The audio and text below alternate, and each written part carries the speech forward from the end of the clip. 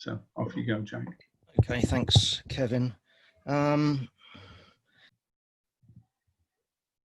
think that perhaps we need to define what the Labour left is, because I'm not talking in terms of the crisis of the Labour left. I'm not including organisations such as Labour Party Marxists, which is the joint host of this year's Communist University. What I'm talking about is what you could maybe call the reformist left. But even that, I think, needs qualifying, because an awful lot of the reformist left, or what you might call the reformist left, doesn't actually any longer adhere to classical reformism, i.e. the idea that you get hold of the capitalist state and you introduce legislation, and at the end of the day, through some sort of drawn out process that can include extra parliamentary struggle, you end up with something that you could call socialism, or they would call socialism. I have to say that most of the reformist roads actually end up, I think, really, if you look at what they're saying, with a form of state capitalism. But leave that one aside. You've got a crisis in Britain of, yes, the reformist left, those that do believe in some version of socialism, but you've also got a crisis of the Labour left that looked at, I don't know, the last two Labour Party manifestos produced under Jeremy Corbyn. These people are still in the Labour left. Clearly, in terms of those two particular manifestos, what we're talking about is a programme that doesn't end in socialism, but views the role of the Labour government to actually introduce legislation that will result in a nicer, fairer, equal, non-exploitative capitalism. Of course, you can't have such a thing. Nevertheless, that's what they were putting forward. So I think that clearly, programmatically and organisationally,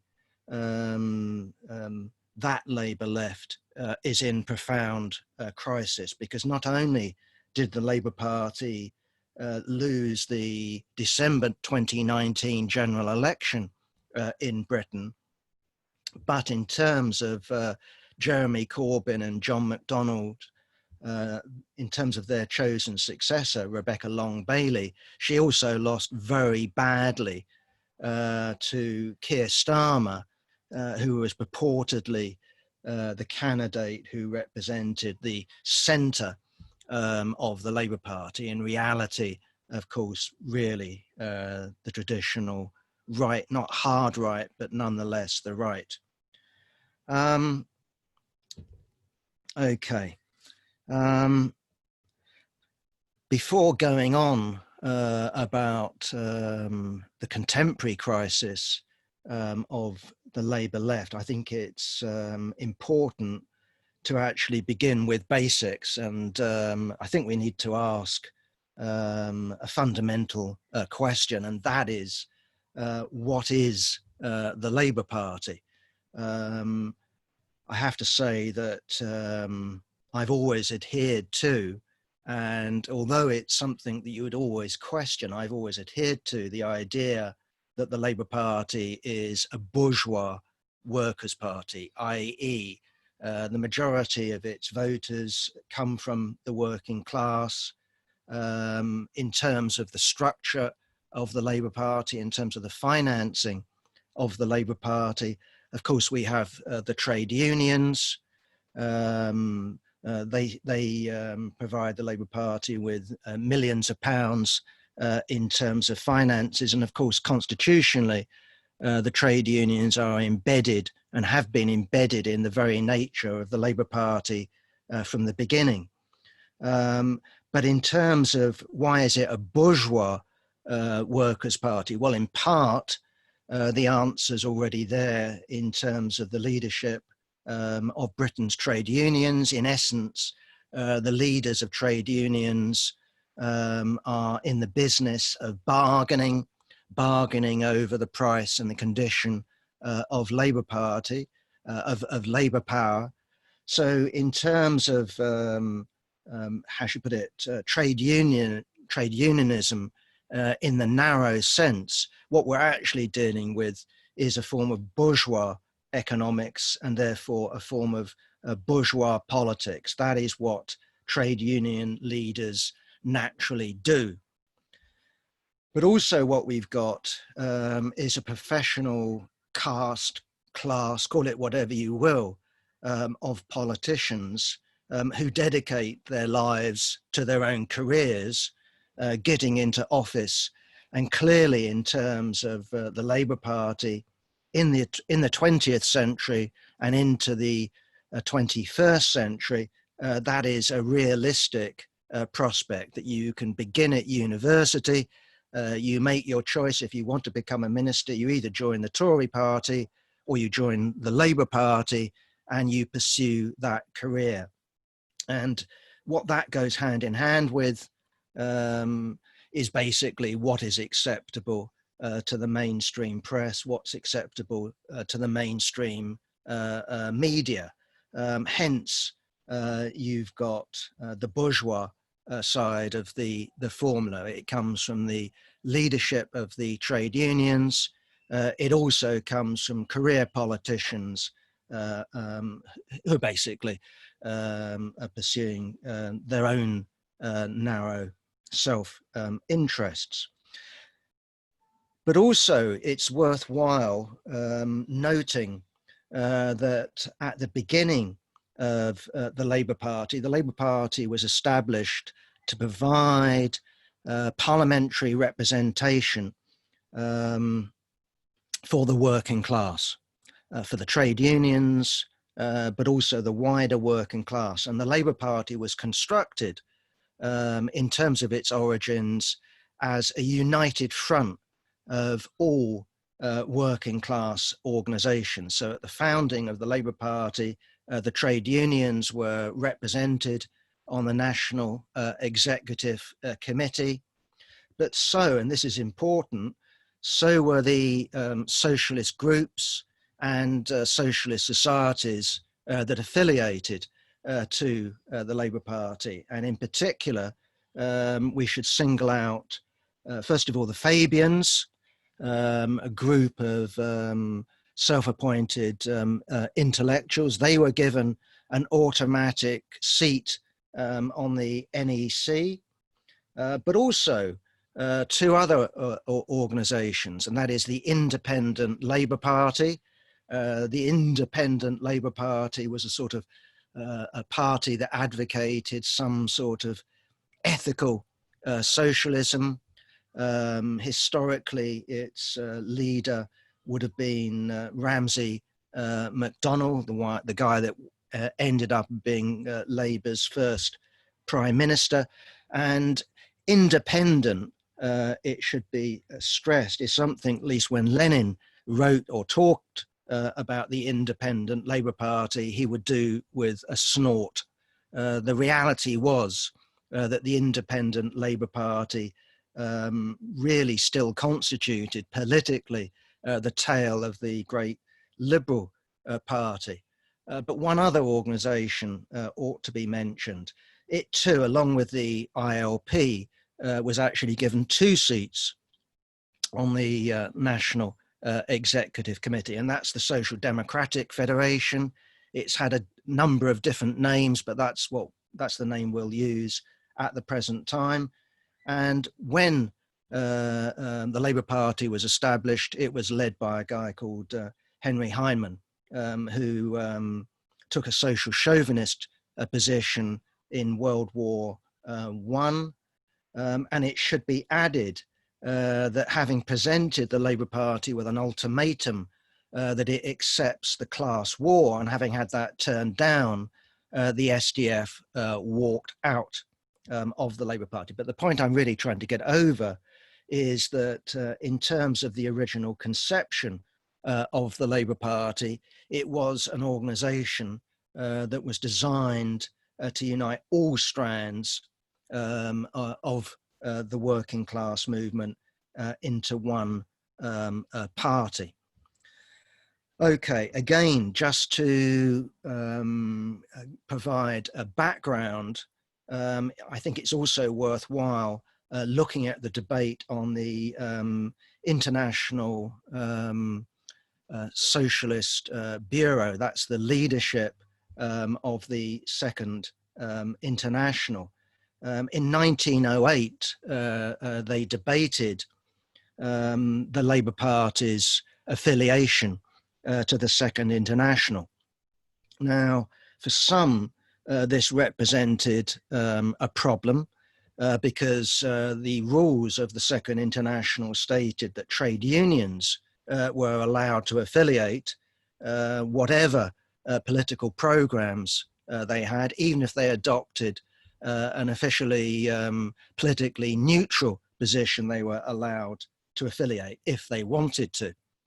But then there were the political parties, and they were allowed to affiliate if they accepted the class struggle and the aim of socialism. Now, in terms of the Labour Party, we've already seen that it didn't accept the class struggle, and it didn't in 1908 have the idea of socialism. And indeed, as a political party, it was quite strange because it actually didn't have any individual membership. So the debate is quite interesting because Karl Kautsky, the effective leader of the Second International, proposed a resolution accepting the Labour Party in terms of membership, and stated that in practice, the Labour Party accepted the class struggle, and in practice, the Labour Party was independent from the bourgeoisie. There was opposition to that from some of the French comrades, but also from Henry Hyman. But what is particularly interesting, I think, is the argument of Lenin. And he basically said that the Labour Party is a hybrid party. It's half a trade union, it's half a political party. But he said we should welcome the Labour Party's affiliation because it represents a step in Britain towards a real, genuine socialist party. So he put forward an amendment. It has to be said that the amendment didn't get much in the way of traction, and the majority voted for Kautsky's motion. Now, why is it important for the Socialist International to make, I suppose, what you could describe as a compromise? Well, looking back to the years before World War I, the British working class movement, in terms of numbers and potential, was the most important contingent in the world. And what it had wasn't anything to do with Marxism, but it did have a huge trade union movement, and it did have a significant potential when it came to the Labour Party. Of course, that wasn't realised. Nevertheless, I think that point needs to be made. Okay, well, let's get on to contemporary times or recent times. I have to say that for, well, everyone I know, the thought in 2014 that Jeremy Corbyn could become leader of the Labour Party, if anyone had said that to me, I would have dismissed them as an idiot. That's clearly impossible. The rules of the Labour Party were such that there was no way he could even get on the ballot, that what you have in terms of the Labour Party constitution was a situation where I think you needed 40 MPs in order to get you on to the ballot. In previous years, we've seen attempts by various left-wingers to get on the ballot. John McDonnell had a go. Diane Abbott had a go and was successful in getting on. She got a pretty derisory vote. In 2015, we, amongst others, we played a very little role in it, I have to say, but we, amongst others, basically were agitating for Labour MPs to put Jeremy Corbyn on the ballot so we could have a fair contest, so that there was a left winger on the ballot, so we could have a proper argument. I didn't think that that was going to prove successful. And indeed, I think it was something like a minute or so before the midday deadline that the 40th MP actually signed up, lending Jeremy Corbyn their votes and thereby putting him on the ballot. And I have to say that I was somewhat flabbergasted by that. I was more than surprised, but also, again, just thinking back, what convinced me that Corbyn would actually win was the first debate that the BBC put on with the various MPs who successfully got themselves on the ballot. And the BBC put on a debate, I think it was in Nuneaton, in front of former Labour voters, not existing Labour voters, but former Labour voters. And there were the usual round of applause for the sort of career politicians. And what struck me was when Corbyn spoke, there was cheering, there was enthusiastic applause. And basically I thought to myself, well, that's amazing. He really does have a chance. Now, again, it's important to add that the voting system had been changed in the Labour Party. This is against the wishes of the left, and they'd introduced a one-member, one-vote system. So any trade unionist could sign up, any member could sign up, but they'd also added this category of supporter, and all you needed to do was to pay £3 and you would get a vote. Now, originally this was introduced basically to mimic the American system and to give Rupert Murdoch and the mainstream media, the Sun, the Mirror, basically it was going to be their editors and proprietors who decided who was going to be leader of the Labour Party. But as we know, it didn't turn out like that.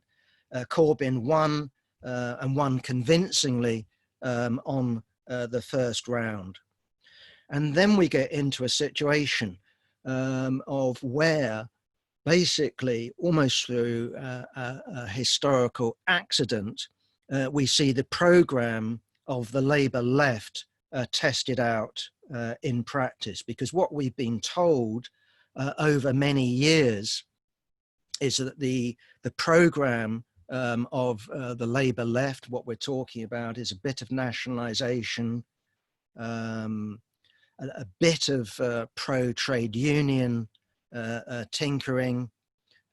All of this was going to be wildly popular. And it has to be said that in the 2017 election, again, I was extraordinarily surprised by the success that Corbyn had, that he went from a situation in terms of opinion polls of languishing way down. When that came to the actual election itself, he confounded all expectations, and the Labour Party really could claim that although it didn't get a majority, to all intents and purposes, it had won that election. And Theresa May went from a situation where she inherited a majority and then had to govern from a minority position in alliance with the Democratic Unionist Party in Northern Ireland. Now, in terms of the bourgeoisie, obviously originally they would have looked at the opinion polls of the Labour Party and would basically say that Corbyn's leadership was a gift to the Tories. Indeed, in 2015, because you could join just for £3 to have a vote, I've been on demonstrations where Tories have come up to us and said, I'm going to join the Labour Party in order to vote for Jeremy Corbyn. That was the view. Obviously, that changed in 2017, and they started to see Corbyn as some sort of threat, because here was someone who wasn't reliable in terms of the system. Here's someone who, if he became prime minister, was committed to increase taxation in terms of big business. Here was someone who might prove to be weak when it came to dealing with the trade unions, and certainly when it came to the United States, the NATO alliance, and US-led wars. Here was someone who would be extraordinarily unreliable, because here was an inveterate peacemonger, someone who opposed the Iraq war, someone who opposed the invasion of Afghanistan, and you can go all the way back in terms of all the wars that Britain had conducted. Jeremy Corbyn was an opponent, so he was not considered a safe pair of hands. Now, in terms of the bourgeoisie, they tried everything in terms of Corbyn.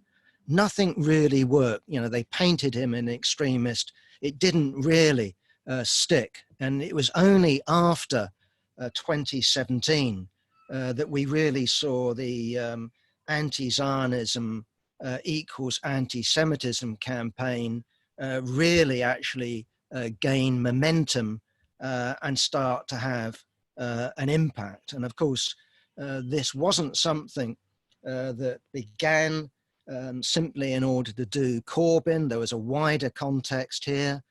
We can talk about the situation in the United States with young Jews and how this campaign has been sponsored both by Friends of Israel in the United States, but also by the Israeli government itself. But the main point is that in Britain, what we saw is this charge weaponized and used systematically against Corbyn and against the left. And the tragedy of Corbyn is, and it's understandable, is looking at the parliamentary arithmetic in the Labour Party, looking at the attempted coup that had been against him. Instead of fighting the right of the Labour Party, basically Corbyn and the Labour left followed the line of least resistance and attempted to appease the right, or at least neutralize the hard right.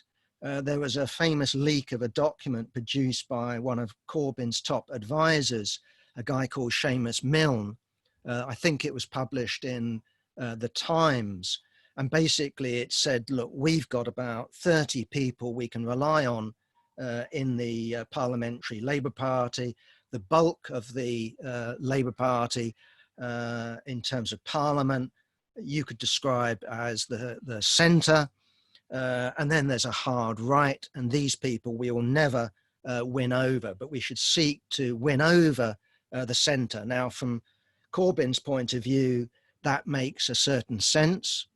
But on the other hand, what it meant is that Corbyn was prepared to throw one supporter, one friend after another to the anti-Semitic anti-Semitism witch hunt. And what we saw, I suppose the culmination of that was the sacrifice of Chris Williamson. We'd seen many others, but here was someone who was a close ally, an MP. They were even prepared to sacrifice him. And indeed, so far did it go that in terms of the Labour Party headquarters, you had a pro-Corbyn General Secretary who had appointed pro-Corbyn staff. So far did it go that these people actually invented a term of denialism. And that's basically what they accused Chris Williamson of, that if you actually denied that the Labour Party was suffering from some sort of anti-Semitism crisis, you yourself were already guilty, and you were guilty of denialism. Okay, so let's do a bit of having looked at the past. Let's do a bit of how should I put it, alternative history. Let's imagine for one moment that the Labour Party under Corbyn, either in 2017 or 2019, had actually won the general election. What would happen? Well, it certainly wouldn't have been smooth. The first question you've got, that is in the British Constitution, it's formally the monarch that actually invites a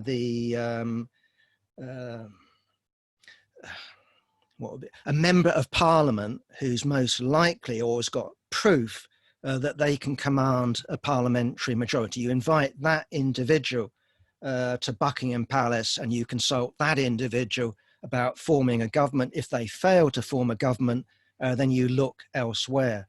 Well, you have to say that in terms of Queen Elizabeth II, would her Privy Council have advised her to have called Jeremy Corbyn? Well, you could say yes, but given what had happened in 2016, i.e. what we saw is a huge rebellion by the Labour right, a demand for Corbyn to step down, a demand for a new leader, that was in itself problematic. In other words, you could have had a situation, I kept going on about Keir Starmer being invited instead. But either way, that in itself was problematic, that merely because Corbyn was leader of the Labour Party, that doesn't translate into leader of the Labour Party, and therefore if the Labour Party has a parliamentary majority, that equals a Labour government. It doesn't. In terms of raising this in front of the Labour left, but also the wider left in Britain, I've been told, well, if that happened, there would be a revolution. And my answer to it is, well, okay, so no doubt you would demonstrate on the streets under those circumstances, but how many battalions have you got in terms of armed forces? Are you prepared to take on not only the police, but the army? What are you actually going to do under those circumstances?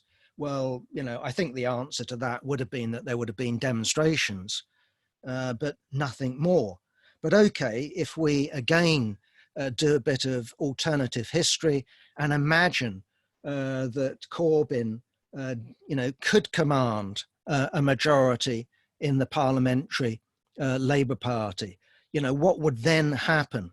Well, we've had the statement from Mike Pompeo when he was over here about pushing back. What would that mean? I presume that would mean that the United States would preside over some sort of run on the pound, and instantly under those circumstances, the the tax revenues that John Macdonald, as presumably as Chancellor, was relying on in terms of his careful calculations about spending, all of that dries up. And instead of going out and distributing wealth downwards, what they're forced to do is actually force down real wages, increase taxation on the working class, cut back on public spending. I think that's a perfectly reasonable argument.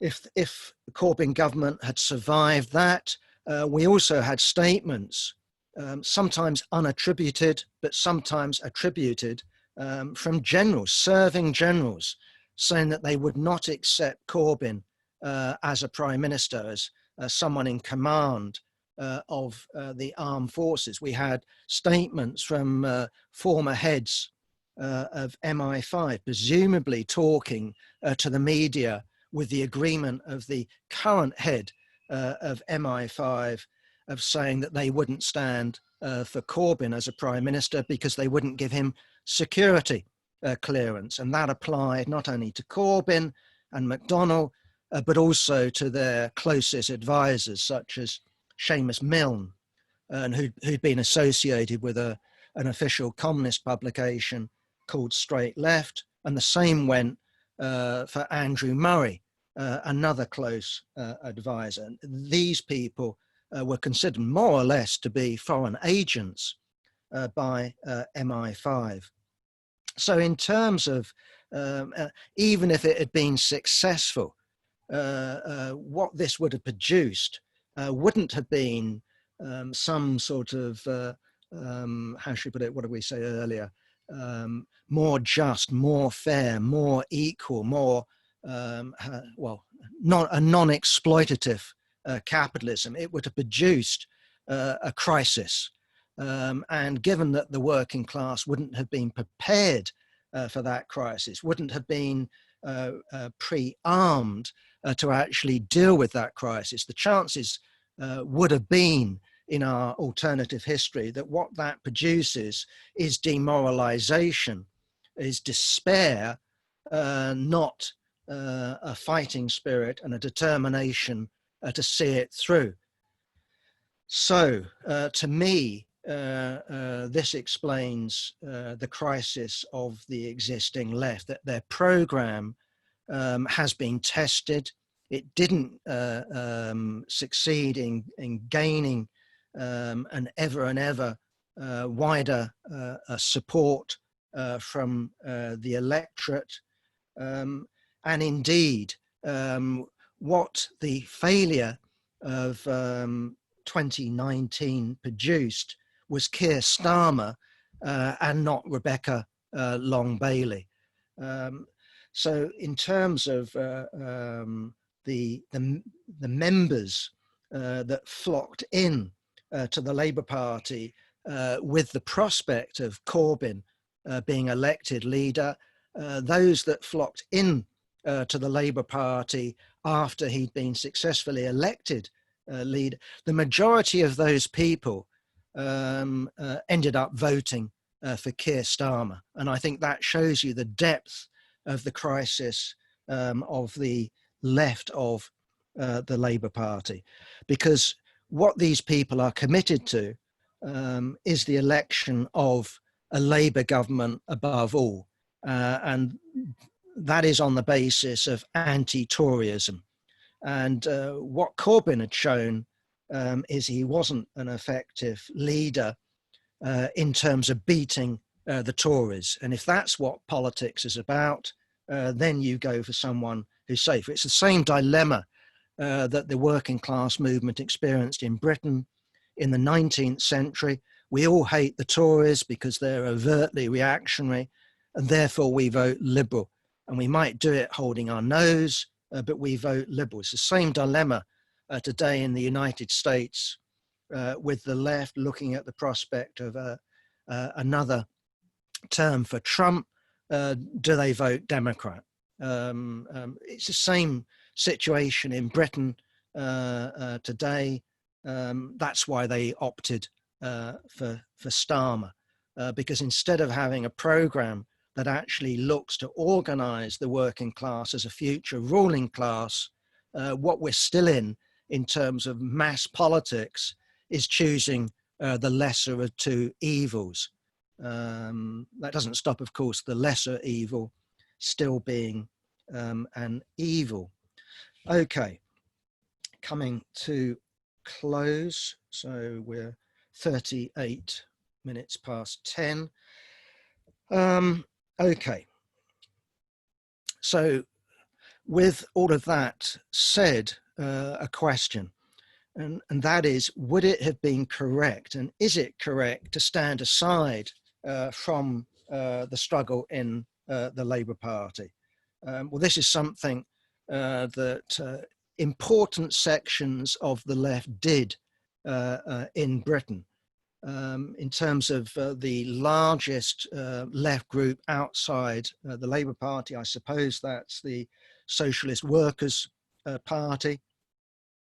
This organisation basically viewed the election of Corbyn as leader of the Labour Party as a blow, because what they feared is that an awful lot of people that had previously gone out on demonstrations and protests organised by the left, and specifically the Socialist Workers' Party, that these people will be diverted to the committee rooms and conferences of the Labour Party. I think that there's a truth there, but in my view, that would be a step forward. It's not because I've got any particular, how should I put it, illusions in Labour committee rooms or Labour constituency meetings, but the fact of the matter is that if we take protest demonstrations, having gone on them, people then, at the end of it, disperse, they're atomized. And the great advance that we saw with the election of Corbyn is that something like, I don't know, 300,000, maybe 350,000 people became organized, not at a high level, but nonetheless, they became organized. They were in a structure, a huge advance in terms of the working class movement, in my view. We also had the Socialist Party in England and Wales. They also viewed, they never said it, but that was the truth. They actually viewed the election of Corbyn as something of a disaster, because their project forming a Labour Party Mark II was clearly holed under the water by the election of Corbyn.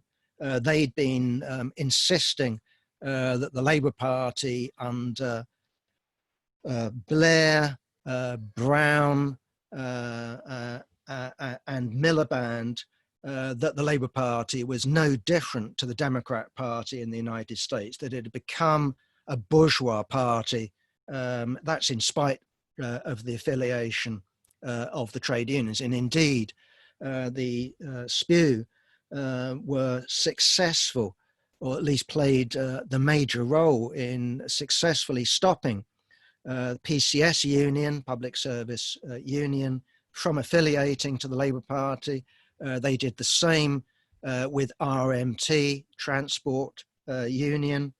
And they even attempted to get Unite, which is now Britain's second largest union, to actually disaffiliate from the Labour Party. But these comrades viewed the election of Corbyn as a diversion from forming a second Labour Party. There are others too, CPB, Communist Party of Britain around the Morning Star. These people actually wrote to the right-wing General Secretary of the Labour Party and said that if any of our members have actually joined the Labour Party, either as £3 members, report them to us and we will expel them. Amazing. So in terms of that left, it didn't intervene, it didn't engage with the Labour Party. Well, amazing, given the history of these organisations. Spew used to be militant tendency and had a very long history of deep entrism into the Labour Party. The origins of the SWP can be found in the Socialist Review Group back in the 50s, early 50s. These people were working in the Labour Party. And in terms of the CPB, if you look at the history of the official CPGB, which I won't deal with here, of course, it did apply to affiliate to the Labour Party on a whole number of different occasions and got turned down. But in the 1920s, it fought a long and bitter battle, supported by many on the left of the Labour Party, for its individual members to remain members of the Labour Party.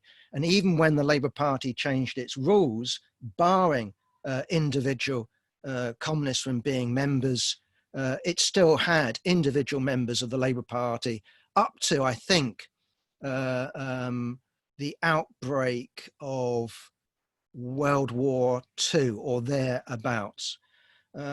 So in terms of these organizations, they played no healthy role in the struggle in the Labour Party. So what I want to do is really end really discussing whether it's correct to work in the Labour Party and what perspectives should Marxists have as regards the Labour Party. Well, our perspective is to transform the Labour Party back into being a united front of a special kind, and that is a united front that's permanent rather than temporary. I view the Labour Party as being fundamentally no different to the trade unions.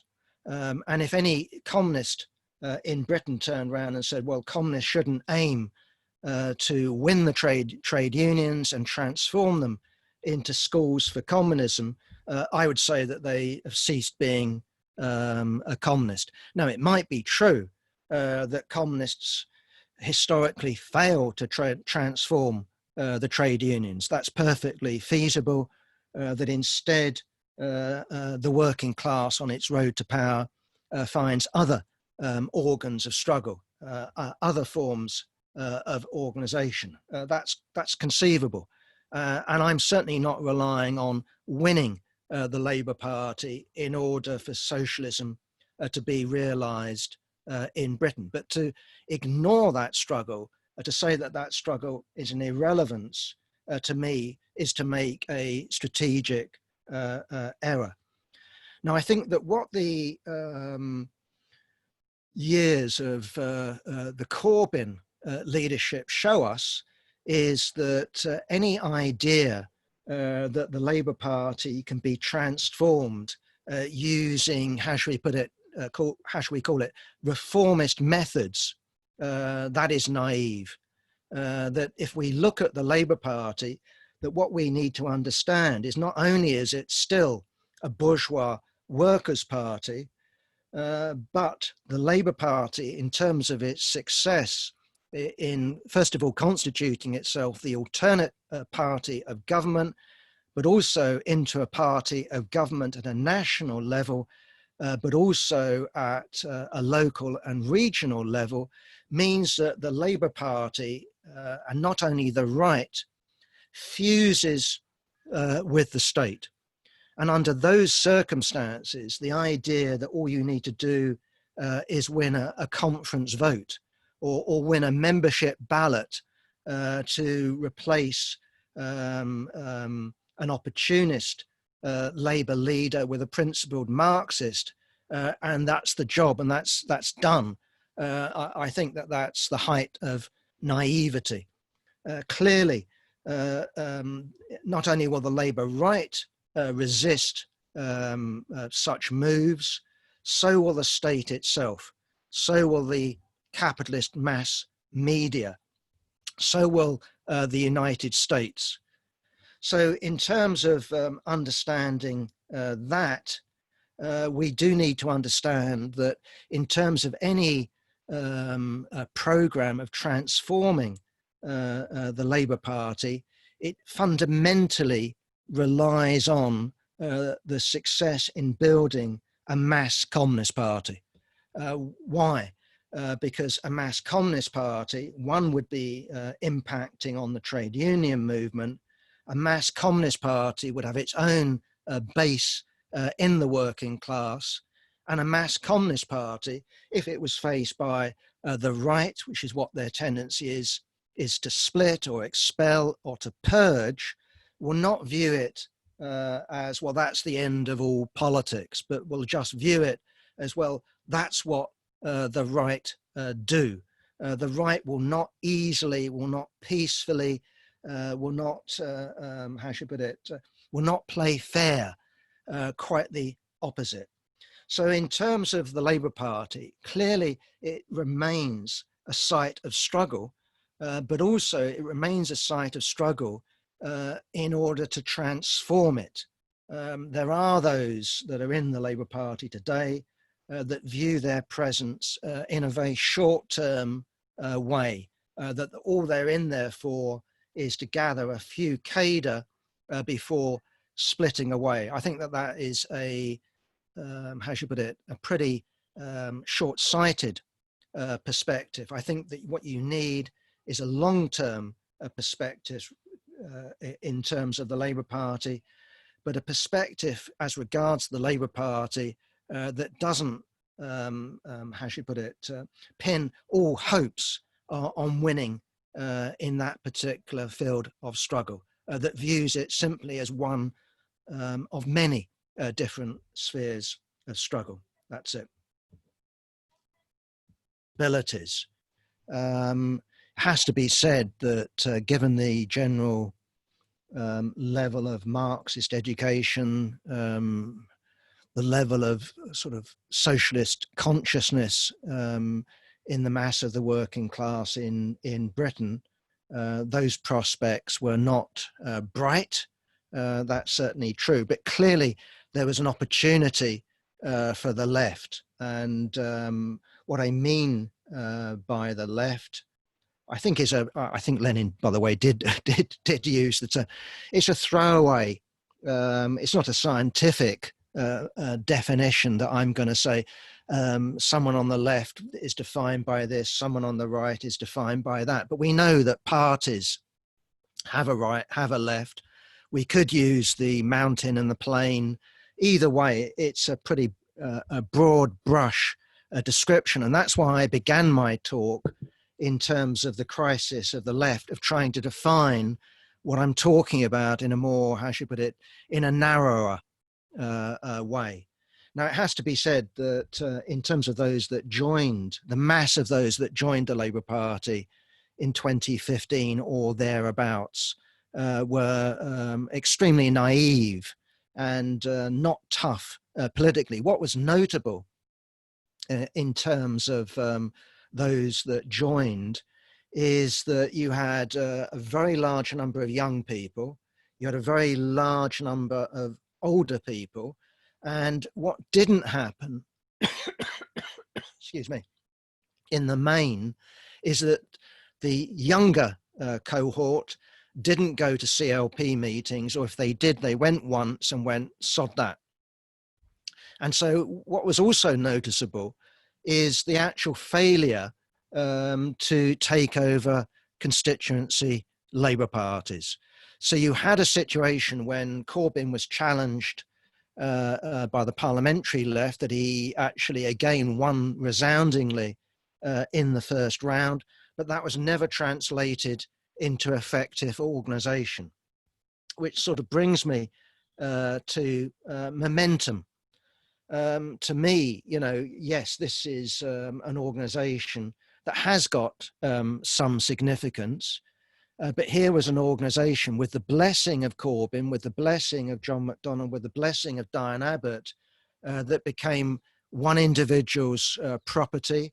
All the local possibilities that it did perhaps have was removed and it was reduced to spear carriers. Now, whether the new momentum turns into anything, how it evolves, I don't know. I wouldn't dismiss it totally. I think to dismiss anything totally would be a mistake, but I view it very much as a body for careerists. That if we look at momentum, here was your ladder into Labour councils, into becoming an MP. I don't think I would view momentum as a vehicle for social transformation. I just don't see it as that. Whether Marxists should struggle in momentum, I'm extremely skeptical about. Why struggle in momentum? Well, unless one believes in the sort of, how should I put it, cogs and wheels version, why not just talk to Labour Party members directly? Anyway, the point is still there that in terms of 2015, it did produce you a novel situation.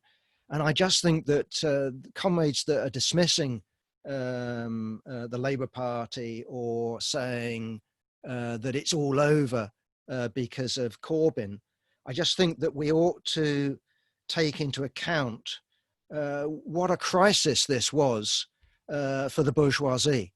That if you read the Financial Times, that had an editorial on how the Labour Party, has been lost to them. You've had this sustained anti-Semitism campaign.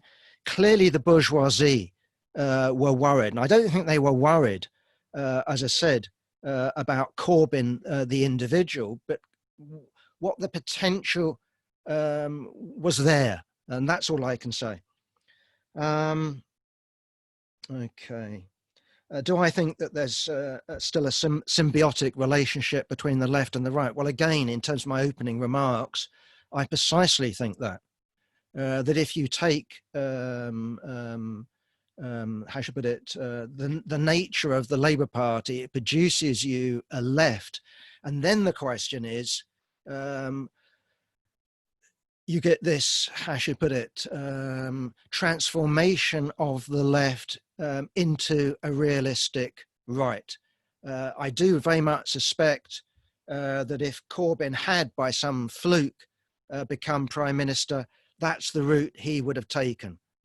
So the question is, in terms of Marxists, of how they actually control that incorporation by bourgeois society that operating in Parliament, in council chambers, in the Labour Party represents. And I'm not saying it's a guarantee, but that's why communist parties would limit the take-home pay of all elected officials to the average of a worker.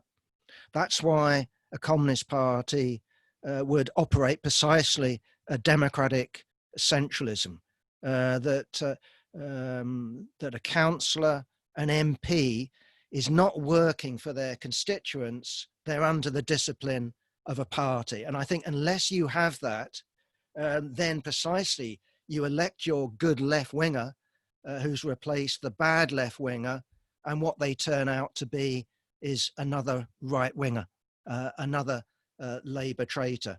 So I do think that democratic centralism is absolutely vital. We're not talking about bureaucratic centralism, but control over representatives and the subordination of representatives to a party, I think is essential.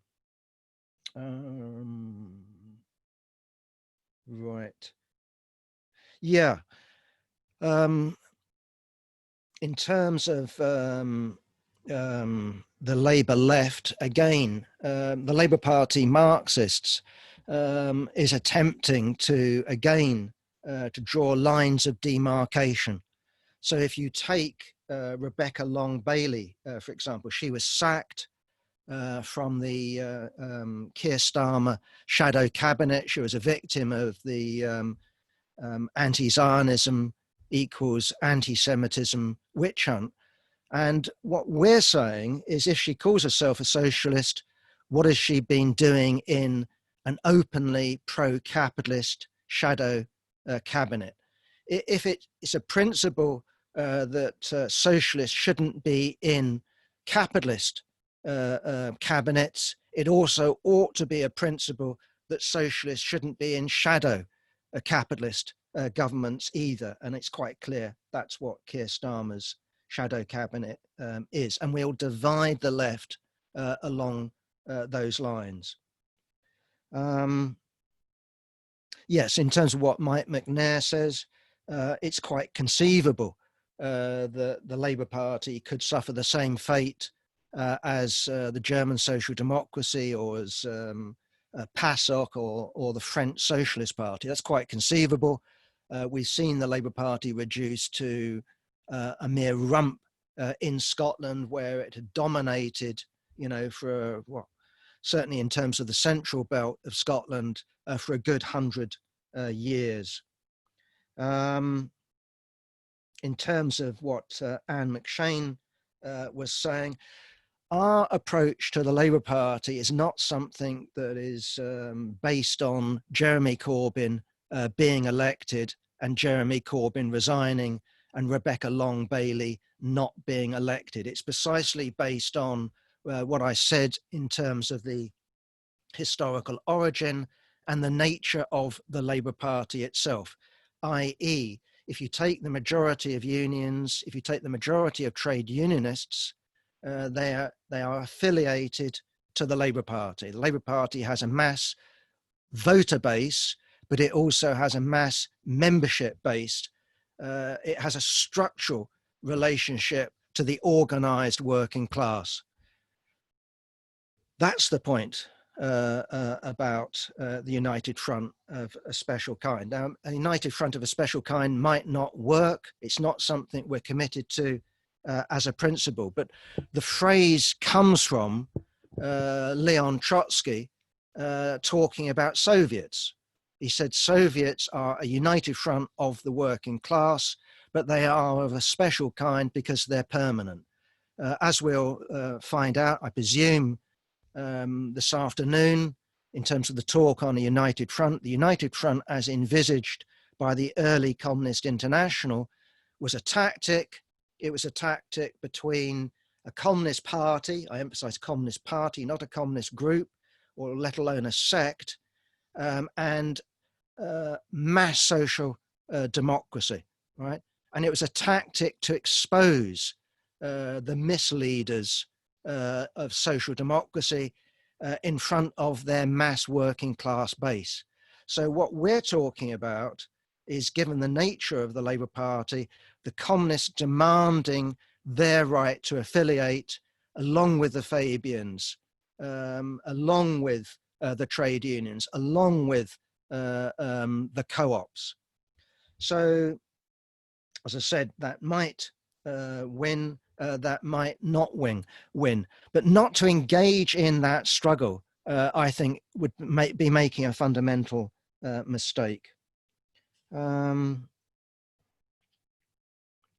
Yes, in terms of the Labour left, not the Labour left, the Irish left, excuse me, no doubt they looked at the prospect of a government in Britain led by Corbyn and said, we can do it too. But the precise point I was making is, if that strange eventuality had actually happened, far from it producing you a nicer, kinder, fairer Britain that carries out what Phil was talking about, radical reforms, what it actually becomes is something of its opposite.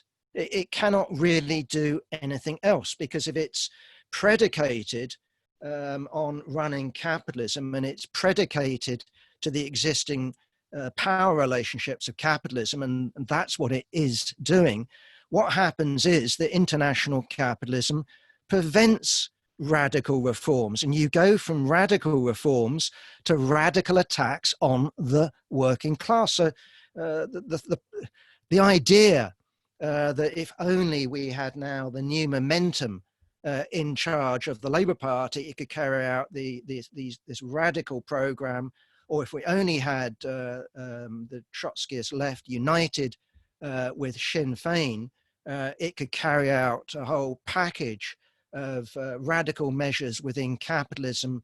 I think is just illusory, totally illusory. And if you go in with that illusion, then you're lying to the working class. If you take the Bolsheviks, they didn't say that everything would be lovely. What they said is that our program relies on sparking the revolution in Europe. And precisely, if you think that you can carry out a radical reform program, and that this is going to be so successful, the idea is that everyone looks at you and says, well, that's a real beacon of change, and we'll copy it. It turns out to be its opposite, and it becomes a warning to the working class of don't do it. And so precisely when Syriza came into office, we were of the view that, one, that was a mistake. It wasn't a majority. It aligned itself with the right. It had a right-wing minister of defense setting up a potential coup. But also economically, how on earth could a reformist government in Greece break through austerity? It couldn't.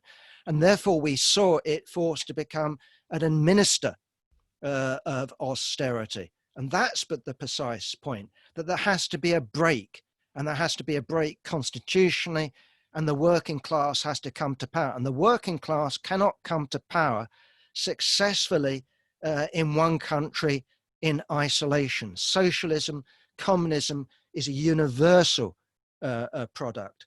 And so unless you have a situation as you did at the end of World War II, where the new hegemon, the United States, approved of radical reforms carried out in order to isolate the communist parties, hold back the Soviet Union, to consolidate its hold over the capitalist world. I just think that programs of radical reform within capitalism, without the working class coming to power, and without the prospect of revolution in other countries, is to lie to the working class. So I don't believe that what you've got, if people are putting forward that idea, I don't think what you've got is Marxists.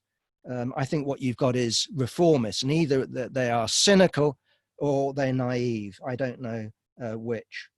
So a communist party, I don't think is an optional extra. Call it whatever you will. You can call it a communist party, you can call it whatever else you want, but you need a disciplined party of the working class. Do we live in a democracy? Well, we live in a semi-democracy. The point I would make, which is against most of the left, is that democracy and capitalism are in contradiction. The word bourgeois democracy almost makes it sound that the capitalist class deliver you democracy. They don't. The democracy that we've got in Britain is something that's been won by the working class movement. It's not been something that goes with the development of the forces of production. So capitalists don't deliver democracy at work. They don't deliver democracy in society. The working class fights for control in the productive units. The working class fights for democracy in society. So to the extent that we've got democracy, it's something fought for by the working class. And precisely the problem with the left is it often views democracy, i.e. getting rid of the monarchy, the House of Lords, MI5, the police force, the standing army, as either irrelevant or so scarily weird, which shows you that the left has a problem with democracy in society, but also the left has a problem with democracy in their own organizations. Comrade Phil has already spoken about the one-man dictatorship in momentum. The fact that we have in the Labour Party a Führer should be a disgrace. The fact that there is no democracy in SPEW or the SWP, which I don't view as irrelevant, by the way. Some people might not know what it is, but anyone who goes on a demonstration in London or surely any other town or city in Britain will come across the SWP. At least that's my experience. Lastly, in terms of what Stan was saying, yes, I agree that in terms of the Labour Party, the fight is not over. All I would say is that we shouldn't be programmatically tied to winning the Labour Party. I can readily accept what Mike McNair said, that we could just about to be, lose the Labour Party. That's quite conceivable. Anyway, so yeah, it's still got 570,000 members. These people are open to debate, open to persuasion.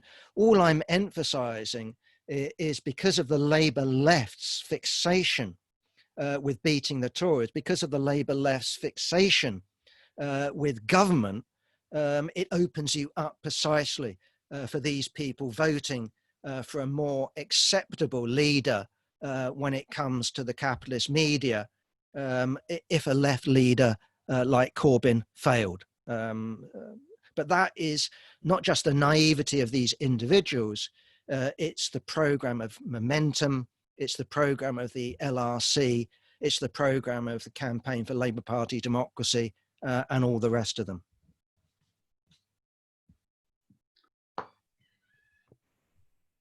Okay, thanks, Kevin, and thanks to all comrades who contributed and also who have listened. Okay, in terms of what Peter Manson was saying, yeah, it's a difficult one. It's certainly not the case that until Blair, the Labour Party called itself Socialist, full stop. The reality is that if you look at the new clause 4 that Blair brought in, it describes the Labour Party as a party of democratic socialism. So the word is still there. What Blair got rid of was the old clause 4, which was about nationalising the commanding heights of the economy. And again, let us think about that particular episode. Because yes, Peter, in terms of his narrative, is right, that in a way, the fact that Blair called himself a socialist, the fact that we had clause 4 introduced in 1918, written by the Fabian Sidney Webb in response to the Russian Revolution, in response to the radicalism in the working class movement at the end of World War I. It's a double-edged question. So it's both a compliment to our history in that sense and our historic strength, but it's also at the same time a blow against us, because it's a taking away of this project from us. It's a contest. And in that sense, if we ask the question to bourgeois politicians nowadays, are you a Democrat? Well, they'd all shrug their shoulders and, of course, declare yes, with very few exceptions that I can think of. But if you ask the same question in 1850, I would have thought that apart from the United States, you would have got the negative, that in Britain, the word democracy then meant anarchy, mob rule. If you went to Europe or the Russian Empire, you'd have had the same reply. Who, me, a Democrat, ruled by the filthy mob? You must be kidding. No, we need the rule of responsible people. You need the rule of the elite. So these are complex questions. Anyway, all I was going to say in terms of what Rebecca raised and Stan's response to Rebecca, I don't need to be a sympathizer of platypus to say that there's a huge problem. Because if we look back to 1918, the fact of the matter is that for many sections of the working class, for many sections of, how should I put it, the educated middle classes, some sort of socialism had become the common sense. And certainly if we look at the situation in the late 19th century and early 20th century, amongst the most advanced workers in Europe, Marxism of some sort had become their common sense. And we're talking about serious Marxism. If you ask the question now, is Marxism the common sense of any actual section of the population? You'd have to answer, if you're honest, you'd have to answer no. And even if you ask the question, what about socialism being the common sense for a significant section of the population? Well, you can look at Bernie Sanders, you can look at the Corbynistas, but precisely my argument would be that what you're really talking about there is some sort of version of a liberal or reformed, nice capitalism. So I think we do have an historic problem.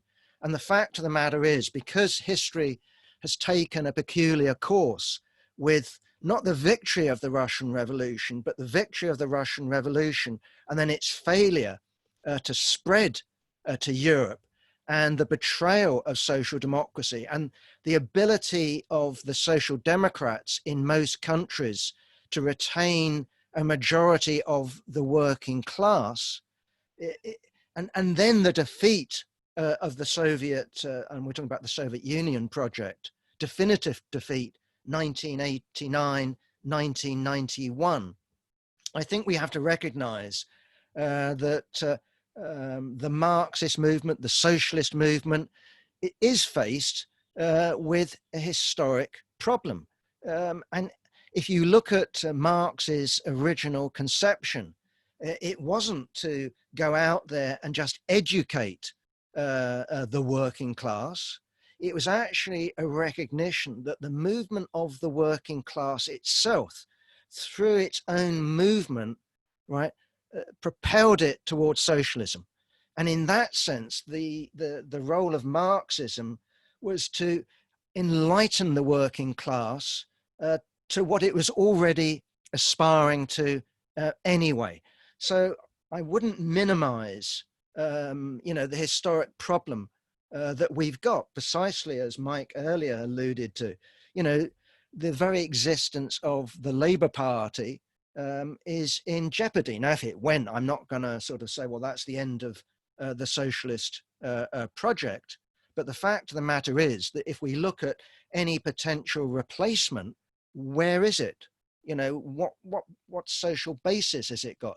We in the CPGB, we have in our What We Fight For column, the first point about it says is that we are not a party. We have the name of a party, and we need to understand that the CPGB is a group, it is a school of thought. It is not a party. A party means, in our terminology, part of the working class, right?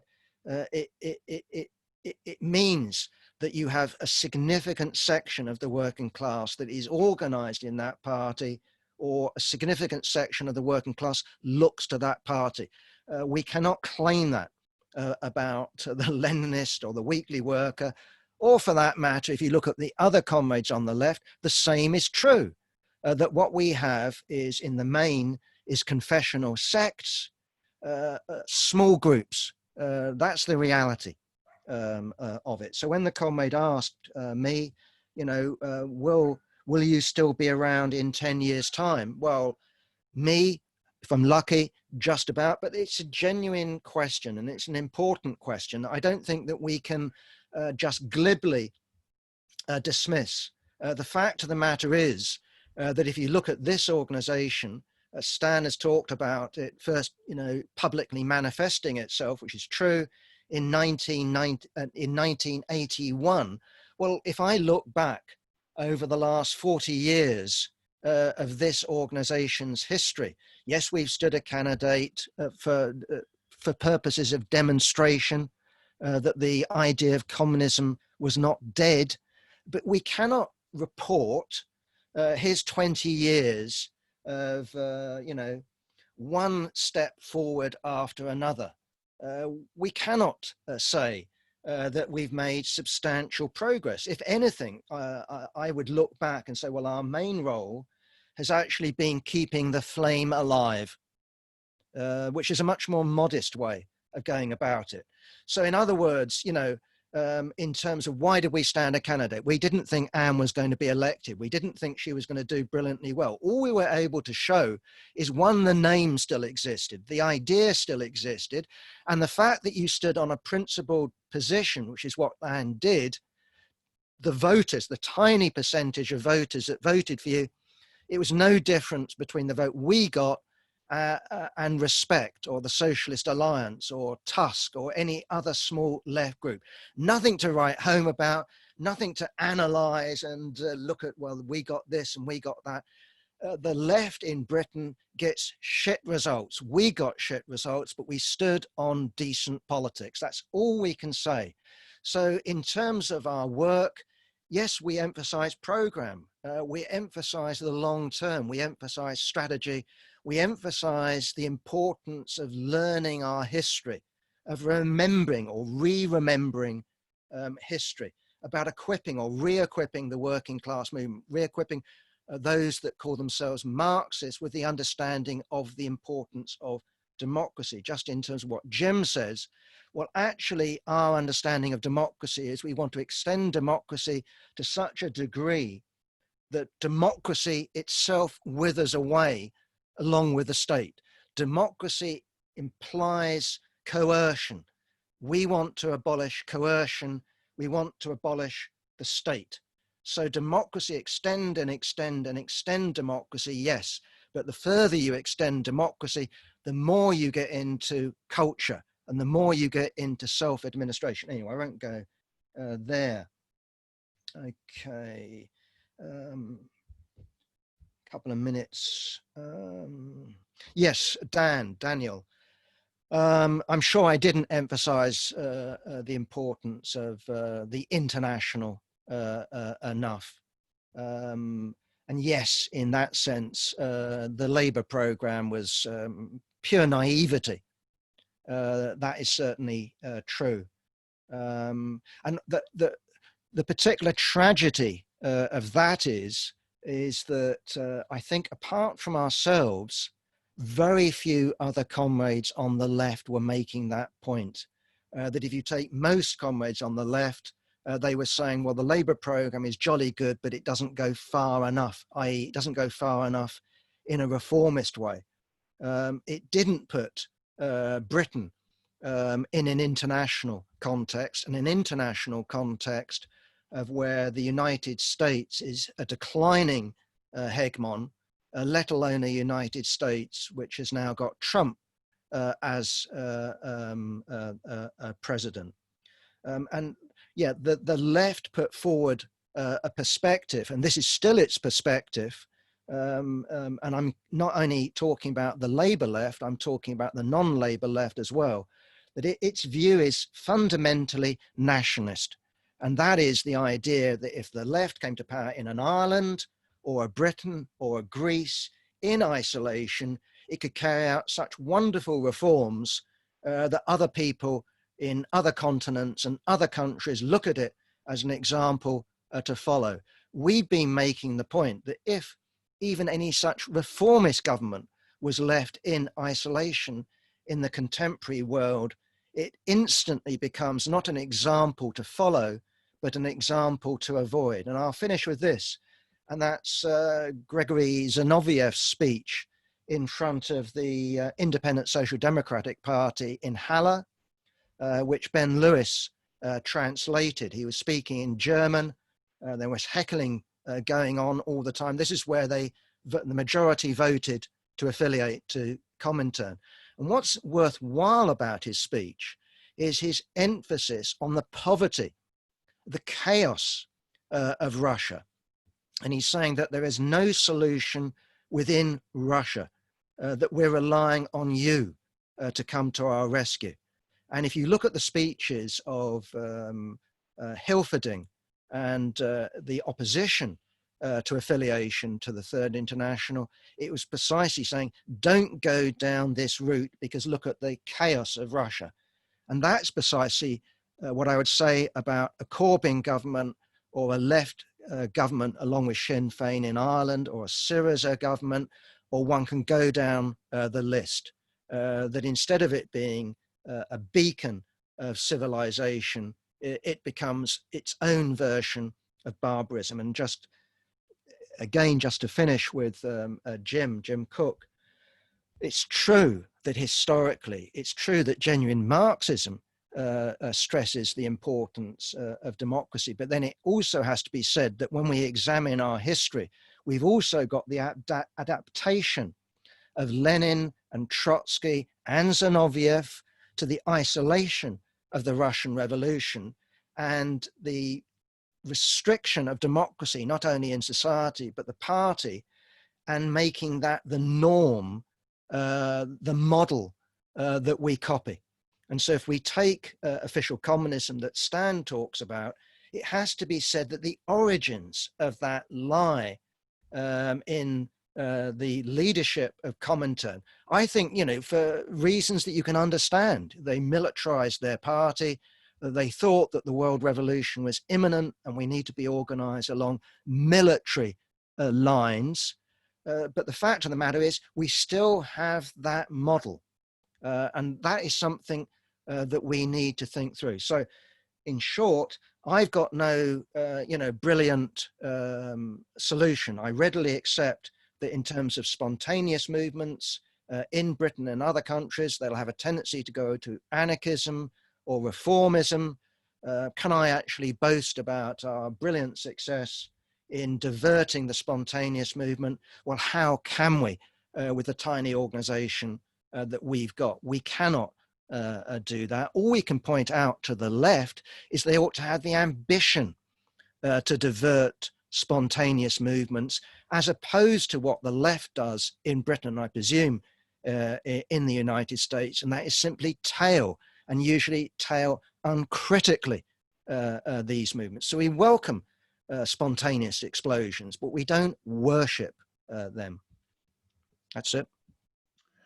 Okay, thanks very much, Jack, and thanks very much for the comments.